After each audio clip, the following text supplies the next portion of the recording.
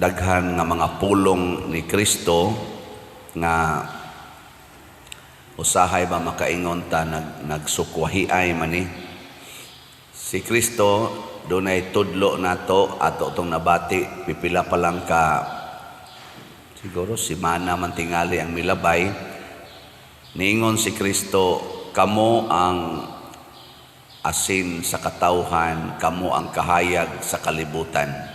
Niya ang ending dayon niya, niingon din siya, busa ipadan-a gayod ang inyong mga maayong buhat aron makita sa tanan. Di ba? Niingon man to siya, no? Awa mo kinom do man na. Niingon to siya eh. Niya karon ingon sa siya, himua ang tanan sa tago kanang wa gyoy makakita. Hay may atong sundo ani. Ha? Si ayaw gyud ipakita, takpi ang pultahan ug magampo mo. Ayaw mo pagbarog-barog dito sa sinagoga, dias daplisdan. Na kung manghatag ka, ay gyud ipanabi. Sikreto lang yun. Nya, ningon sa siya sa niaging kuan nga ipakita yun ang inyong mga maayong buhat aron makita sa tanan. Hay may sakto na to. Hay may sundo na to ani kanang itago o ipakita. Ha? Maglalis kita ani. Bitaw, naglibog sa bitaw ko. Nay gibutang sa Salmo ningon, maglipay unta ang inyong mga kasing-kasing kamong tanan nga naglaom sa Ginoo. Nganong wa man mo ingon maglipay unta ang inyong lawas. Nganong kasing-kasing may gibutang? Kaya ang kasing-kasing dili makita. Ang atong kasing-kasing ba? Ang atong huna-huna o kasing-kasing dili makita. So ang ako aning solusyon mao kini. Dili unta ta malipay nga daygon nga makit-an tas mga tao sa atong gibuhat nga maayo. Dili unta diha ang atong kalipay nga makit-an ta og daygon tas mga tao. So kwahi ra ba kay na karon sa kaning gitawag nato paradigm sa kalibutan, kay ang kalibutan karon ganahan gyud kaayong makit-an mo na i-post gyud, i-kuan gyud, i-upload gyud aron lang gyud daghan ang mo view. Ang mga TikTok, Facebook, YouTube, inana ba? Haron lang gyud daghan ang mo view, bisag unsa na lang gyud buhaton sa uban. Mas daghan man ang mo view basta kana bitang mga erratic nga mga kuan ba buhat or mga daring nga mga gipakita adaghan kay mo view ana mo na ila ginang buhaton kay ang kalipay karon sa kalibutan nga daghan ang modaig nako, daghan ang motanaw nako, daghan ang mopakpak nako. Mo na ri paradigm kamo mao basad na inyong hunahuna na kanang makita gyud ka nga nagbuhat. Pero daghan ani nga daghan kay ni view, daghan ani nga sikat kaayo, gitawag na nato silang mga celebrities, mga famous nga mga tao, giranking-ranking na gay na sila, number 1, number 2, top 10, top 1. Ngayon na ba? Daghan niini ang ilang mga kasing-kasing masulubon. Why kalipay ang kasing-kasing mo na mahibong lang ta do naman to'y komedyante nga sikat kaayo nga comedian in movies naghikog man.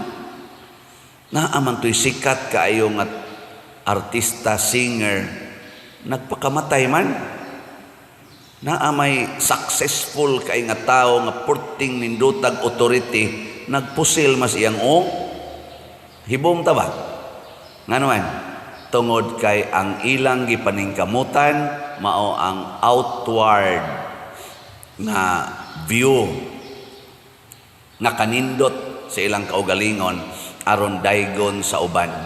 So ang gusto dahil ni Kristo mga igsoon, dili ingon nga di ta magpakita, kay di ta magpakita, di na lang ta maghimog simbahan. Public ba ni makita ni diha? Misa mga nita dias gawas. Pero ang tumong ni ini nganong atong gipakita kining atong misa aron ang uban makaapil, dili aron magpagarbo, dili aron magpaingon ba nga tanawa ako gikinamaayuhan. Ana. Mauna ang kasing-kasing gyud mo isukdanan. Bikaron kamo dinhi, nagsimba mo, musta man inyong kasing-kasing, malipayon o dili?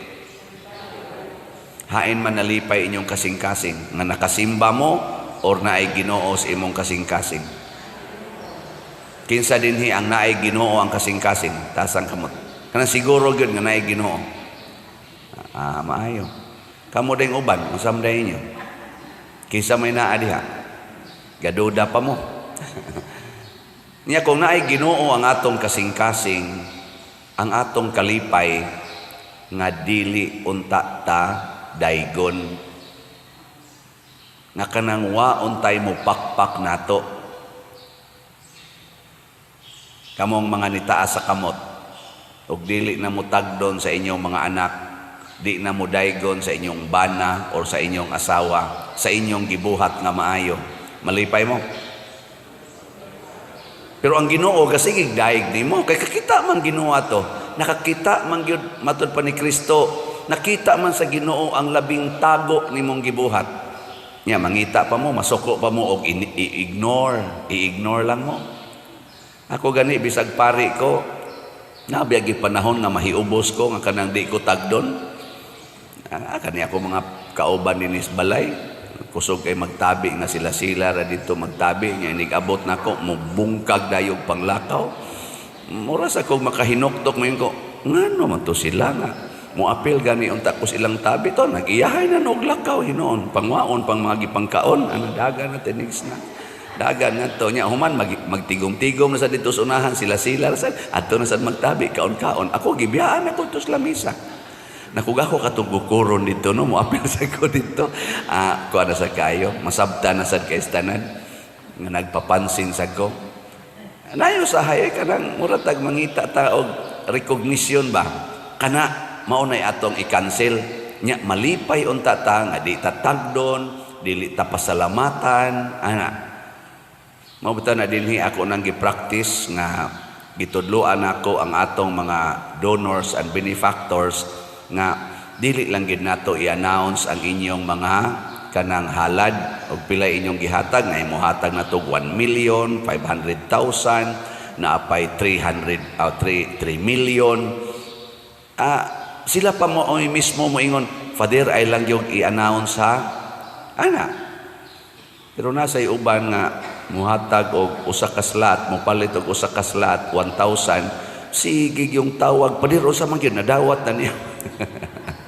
Pwede gi-announce padir nako di lagi na mo i-practice diri di la practice. Ang Ginoo kakita na ana nya mas daghan ang ihatag sa Ginoo basta wa mo makit-i, wa mo mahibaw-i. Pero nasa uban mingon ay lang ikuan ako ngan padir ha, ay lang ikuan ako di tagay lang ko sa imongan kay kanang amo man ang i-record ayaw na lang padir nako dili i-record ra dili ra na namo basahon basta padir ha i-record lang ha ako for record purposes dili ra na namo basahon para gahapon pila na may itong halin gahapon sa atong DOPS 171 slots atong halin gahapon pakpak may hinay na nigsaka hinay lang pero sag dilag hinay basta kanunay nanatay 7,576 nga total nga halin sa DOPS pero daghan-daghan pa man kuwang 46,424 slots pa ang kuwang kamong sigig palit ani congratulations kit-an gyud mo sa Ginoo hinaot unta nga ang inyong kalipay diha sa kasing-kasing ako sad nalipay pod ang akong kasing-kasing nga naay daghang nahigugma sa simbahan kuyog nako O na magkuyog tani. So ang pasabot ni Kristo nga itago, ayaw pangandoy nga makit-an ka. Pero og makit-an sadta nga naghimog maayo, nya mo daghan ang mo view nato sa social media, daghang mo follow nato sa social media. Pagpasalamat sa Ginoo, o nya ipadayon pagpakita nga ang imong gisunod, nga ang atong gisunod mao ang Ginoo. Kay kadtong niingon si Kristo, himua ang tanan sa unsa na? Ipadan-ag gayud ang inyong kahayag. Ang iyang pasabot ato, sa inyong pagbuhat og maayo sama anang pagtabang og mga kabus, makita unta nila ang kaayo sa amahan diha kaninyo, aron sila magdaig sa inyong amahan nga atoa sa langit. Pasabot ang ato untang mga buhat muhatag og signal ngadto sa atong kaigsuonan nga ang Ginoo ni anako, ug mao ni ang sugo sa Ginoo, mao ni ang buhat sa Ginoo diri kanako. Si Eliseo maoy successor ni Elias. Si Elias gitawag ni siya one of the greatest prophets of Israel. Nahitabo gud si Elias nga siya na lang usa, padayon gyapon siya. Gamhanan kay ni si Elias, mao ning wa ni siya namatay, igo ra ni siyang gida sa chariots of fire, pero nagtuo sad ko nga mao toy paagi bas kamatayon. Mao toy paagis kamatayon ni Elias. Mao tong si Eliseo nga nakakita nga ang Ginoo, ang gahom sa Ginoo naa ni Elias, nikuyog yun si Eliseo, ang batanon nga propeta. Nya ingos Elias, ay lagkuyog, dinhilang ka. Ingon siya, mukuyog jud ko nimo.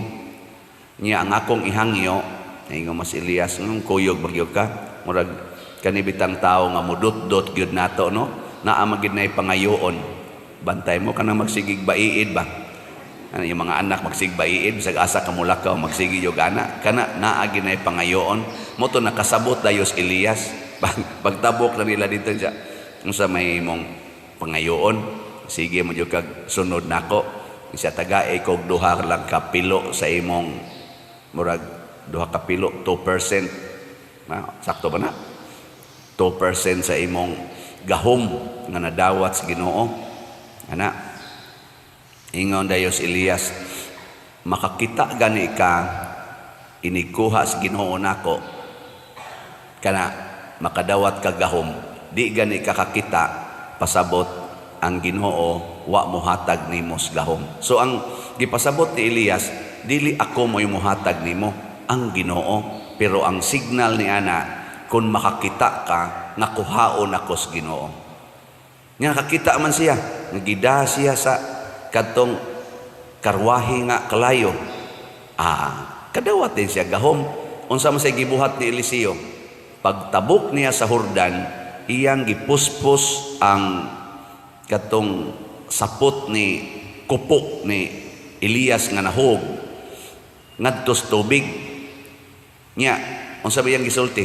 Hain man ang Ginoo ni Elias. Wa siya moingon, pinaagi aning akong bag-ong gahom, buakon ko ning tubig. Ginoo gihapon ang iyang giyaw-yaw. Pasabot, nahimo na sang gamhanan si Eliseo, siya na sad mo inagdala sa mga katawhan sa Israel, si propeta, pero sa ngalan sa Ginoo, dili gani sa ngalan ni Elias. Muna kamong mga asawa, inyo ganing higugmaon ang inyong bana, kinahanglan sa ngalan Diyos Ginoo, ha? Dili sa inyong gusto, sa ngalan Diyos Ginoo, ina sa ngalan sa Ginoo dong unungan ti kahangtod sa kamatayon. Ano? Sa ngalan sa Ginoo, mga anak, ako mong gastuan sa inyong pag-eskwela. Di ba? Kasunod tuig, wa naman kay kwarta, sa ngalan sa Ginoo, ako mong paundangon. Di na mo reklamo kay Ginoo man. Nya kayang imong bana, sige mangyog pangabit, ina sa ngalan sa Ginoo dong hiluan ti ka. Adi sa tingali, ang buhat ng dautan, iya day na sa Ginoo, adi man. Ang buhat lang nga maayo. Sa ngalan sa Ginoo, mupalit kog slot nga daghan kaayo. Oh, di ba? Na ini-promise nako, Pader, paabuton pa ninimo og June 30 ang imong slot. Nako, murag mo sobra patingali. Ni siya mo pledge ko karong June 30, mo pledge ko karong July, mo pledge ko karong hangtod gini October. Nako, daghana na ani. Nako, may sa doon tagdi kaabot October, mahurot na sa doon ni. Pero pledge siya ko, no? Ana, ganahan kay ko. Pero ako tong ingno niya, ingnaha sa ngalan sa Ginoo. Haron sa dinig, hatag sa ninyo diri na kung mingon sa ko, sa ngalan sa Ginoo, dawaton ko ni. Di ba? Pero nasa uban magbugal-bugal masad nako akong mga kuan ba? Maghimuhimog account sa Facebook o sa YouTube unya ang akong ngan mo ibutang nya dili ako.